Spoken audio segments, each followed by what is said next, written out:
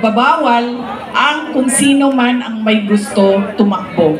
Kaya nasa atin, nasa mga butante ang pagkilatis. Duterte yan. Anong abilidad niyan? Anong kapasidad niyan? At sino yan siya? Pangatlo, at huling problema natin, paulit-ulit, behavior, ugali natin sa eleksyon, sa halalan, ay yung palitan ng boto at pera. Dahil ilang beses na kayo tumanggap, magkano bilihan ng boto dito? 1,000? 1,000? Grabe, 1,000 lang? Galing ang, bigas ang ano dito, palitan. Oh, ilang kilo? 5 kilo, so magkano yun? 250? Mga 1,300 total na yon ang bili. Alam mo, lugi kayo. Taasan niyo yung presyo ninyo. Kasi galing ako doon sa Bacolod kahapon. Tinatanong ko, magkano bili ng boto dito? Noong 2019 daw, 2,000. 2022, 3,000. See? Sabi ko, taasan ninyo ang presyo ninyo eh. Tapos nung ito daw, itong eleksyon na ito, 2,000 to 3,000. Sabi ko, hindi niyo pa alam kung magkano kasi wala pa namang bilihan. Pero sabi nila, mga 2,000 to 3,000 daw yung bilihan na boto doon.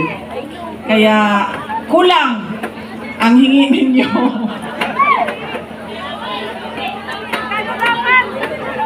1,300 ang natatanggap ninyo. O, hindi pa lahat. O. Bakit 1,300? Ang akap, magkano ba akap? 5,000. Di ba 5,000? 3,000?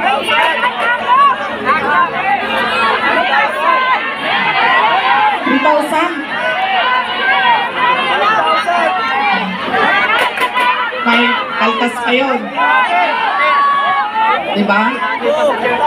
1 for you, 1 for me, 1 for you, 1 for me.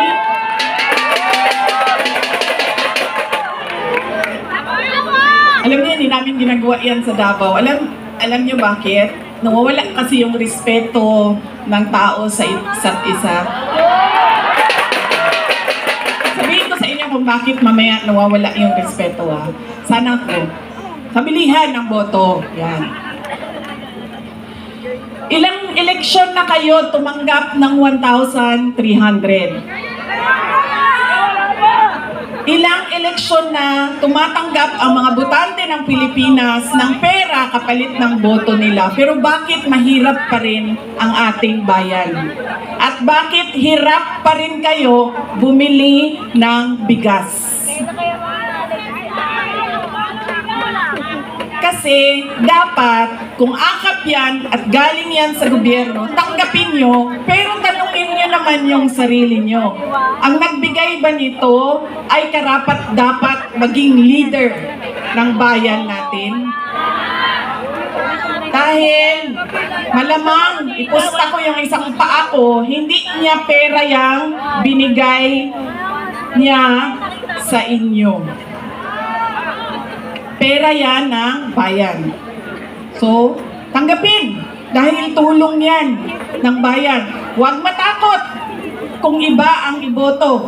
Dahil unang-una, nakatago naman yung boto natin. At pangalawa, kung sino man yung manalo na mayor ninyo, na vice mayor ninyo, na konsehal ninyo, na congressman ninyo, ay may obligasyon na tumulong sa taong bayan.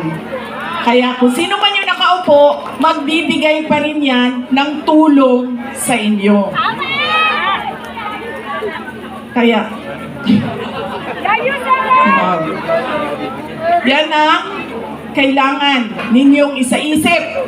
Hindi dahil sikat ang apelido, automatic ang boto. Hindi dahil may kapalit ang aking boto, ay ibibigay ko na. At, may isa? Check ko lang, nakikinig kayo. Ano yung isa? Oh, see? Hindi na nakikinig. Ha? Respeto. Nakakawala talaga ng respeto yung ma'am pag may palitan ng pera. Yung isa ay wala naman nakinig sa inyo. Huwag ibenta ang boto. Huwag dahil sikat iboto. Ha? O yun nga, dahil sikat iboto. Ano isa?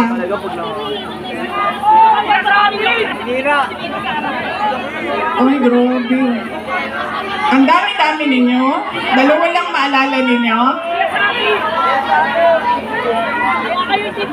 Anong wala pa?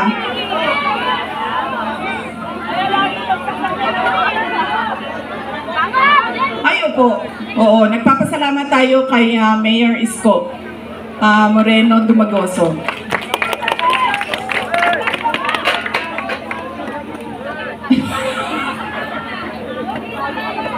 Ano? Oh. Daniel, ano?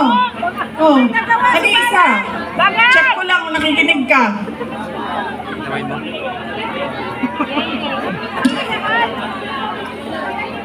Alam nyo hindi ito totoo na kilay ko ha, drawing lang ito. Drawing lang ito. Kanina, sinasabihan ko yung gumagawa ng mukha ko. Sabi ko, alam mo, para akong naglalakad na kilay. Tapos sabi niya, hindi, kailangan mo yan. Kasi pupunta ka ng rally. Doon sa malayo, hindi ka makikita kung wala kang kilay.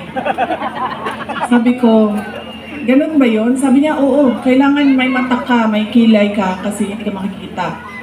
So yung mga walang makeup at walang kilay dyan, hindi po kayo nakikita. Namin kayo nakikita. Hindi joke yan ha, totoo yan, nangyari yan doon kanina. Kasi ayaw ko yung kilay. Drawing lang kasi, diba? Ano, wala?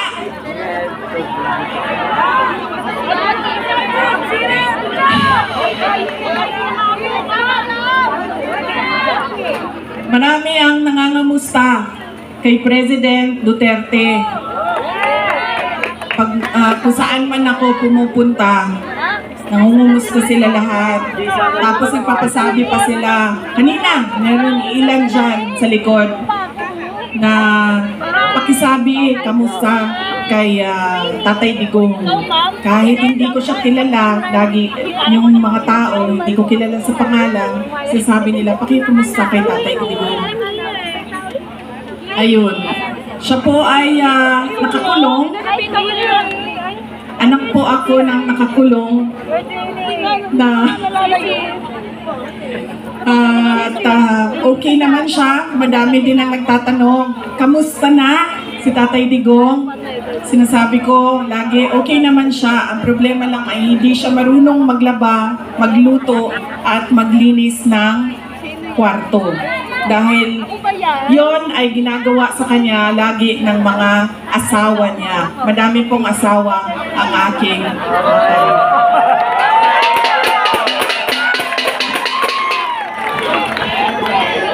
Nakita niyo yun si Kitty?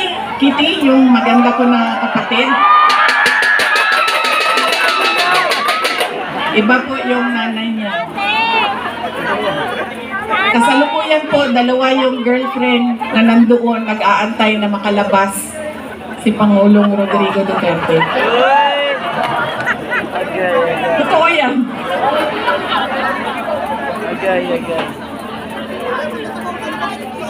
Oh, ma'am,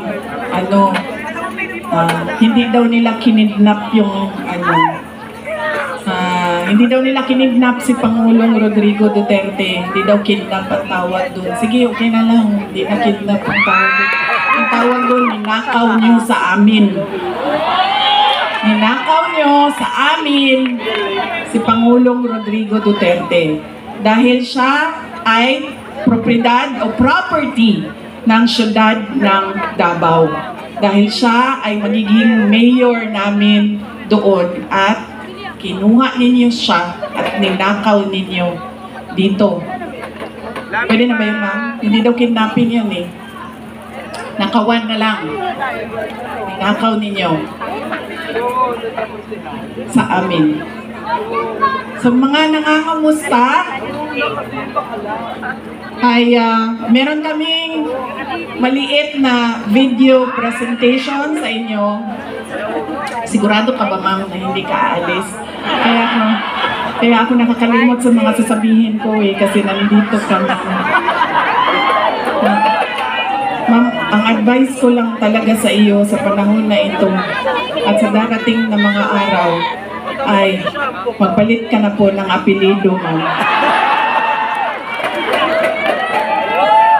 Ay, sorry, Romualdez pala ang middle name mo.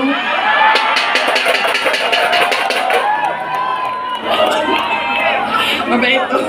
Sabi ko nga, matino na tao, si Senator Amy Marcos. Ready na? Ang AVP? Okay. Thank you. Rate of poverty in the Philippines is at its highest in 21 years. Teacher says she often complains about being hungry. Pagbabarilin ang isang babae dahil umano sa konsehan sa droga. Pinagtataga hanggang sa mamatay ang natutulog na maglola. Ang butbukin ng dalawang Just suspect remember, ng no? lalaking At bakit nagpapay. yung mga tao gumagamit ng drugs?